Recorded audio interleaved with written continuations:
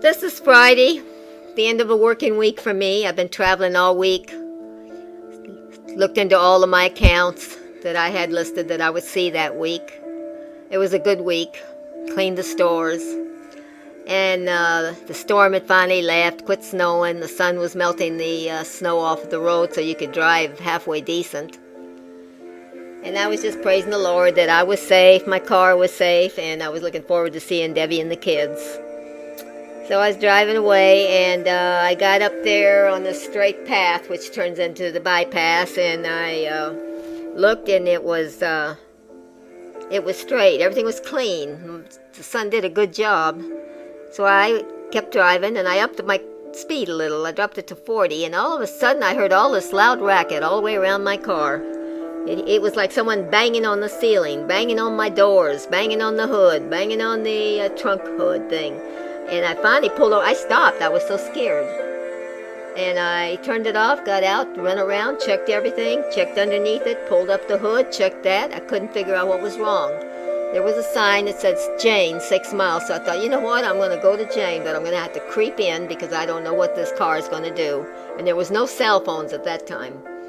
So I got back in the car, and I started going real slow, back down to like 20 miles, just to study the car. And I saw this man ahead of me. He was picking stuff out of the road. Well, when I got to him, it was bricks, and they were the color of the road. And he had a whole bunch of them on the side he had pulled. So I looked at that situation, and then I went back to my mind on the car. Well, by the time I hit Jane, I was doing great. I even speeded up. And after I left past Jane's sign and Jane, I was back to normal.